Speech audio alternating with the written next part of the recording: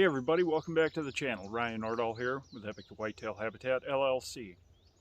If you haven't already, I'd really appreciate if you hit that subscribe button. Give this video a like and a share.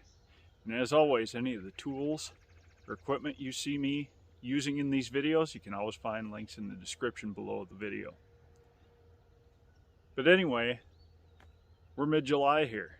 Actually, we're getting into the latter third of July.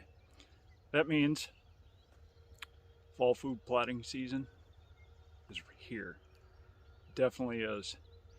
If you're in the northern parts of Minnesota, Illinois, basically the upper Midwest, next few days going into August, we're going to be an incredibly busy time of year. We've been busy here in July. We've been checking off our list of projects to get done, hanging stands, setting our mock scrapes, getting cameras set up and deployed, spraying off some of these small little kill plots and everything like the one I'm standing in here. This morning, I'm here on my home property. I'm in a small little kill plot. It's not even a tenth of an acre, but I tell you what, it sets up great. As I've said before, I'm in between two big oak ridges. The deer pass through here. I'm just giving them a place to slow down and hopefully we can get a shot, especially out of the stand here I have behind me in a tree. Then I have a mock scrape here. This here will be planted to something that's domain seed. I'm not quite sure yet, but we were in here about 3 weeks ago now. We killed this off.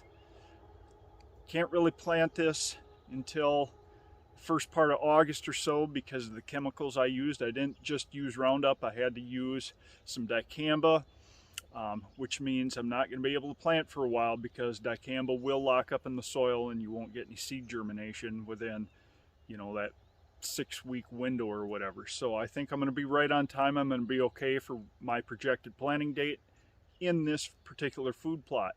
But what I'm going to do is the vegetation that's here, I'll probably try to burn as much of it as I possibly can. There isn't a lot here, so I think just hand tools in here, and that's about all I can get up here anyways, is my Heumann cedar and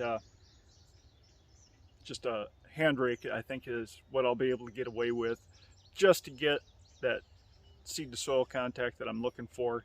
I would wait for a rain, and I highly suggest always waiting to seed before a rain, but as many of you know, here in the upper Midwest, we just haven't been getting the rains. I mean, we've been blessed, don't get me wrong, but it's been far few and in between. A lot of scattered showers, your typical July pattern, but we've been fighting that all summer here. Anyway, we're getting our stand set. We're making sure that we have safety lines going up every set that we have, whether they're ladder stands, hang-on stands, it doesn't matter.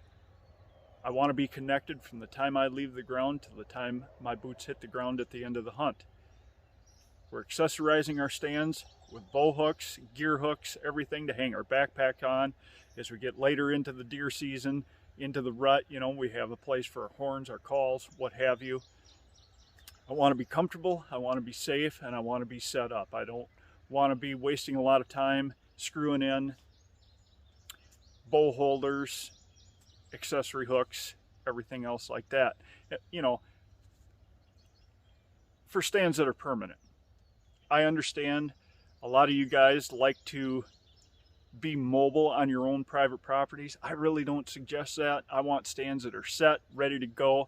I can get in, get set up, and everything's ready to go. But I understand if you're on public land, you're mobile, I get it.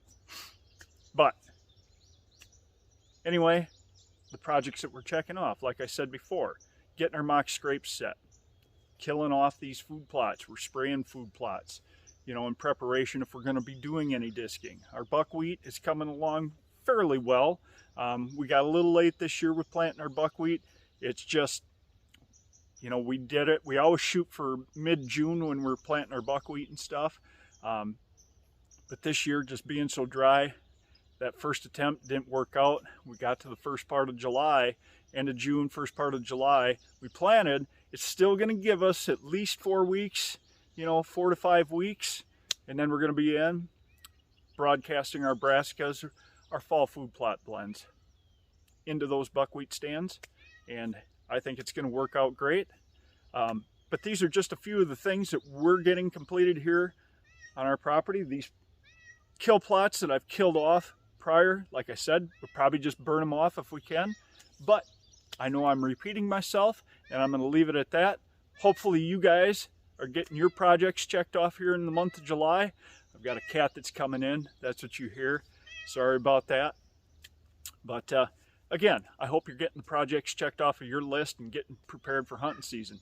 Here in Wisconsin, you know, we're 2 months away. It's going to come fast. I can't believe how fast this spring and summer have gone.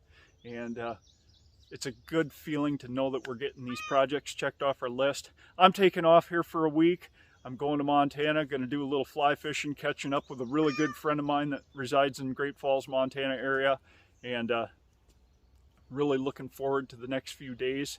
So if you don't hear from me, hey, you know what's going on. But I'll try to keep you updated if you want. And I'd really appreciate, follow me on my other social media platforms. I'm on Facebook and Instagram. Hey, you can even find me on Snapchat. But anyway, guys, good luck with your continued projects here in the month of July, going into August. Getting prepared for the fall food plot season here. Take your time, have fun doing it. If you're not having fun, is it really worth it? But God bless you all. Happy habitat. Keep living the dream, guys. Thanks for watching.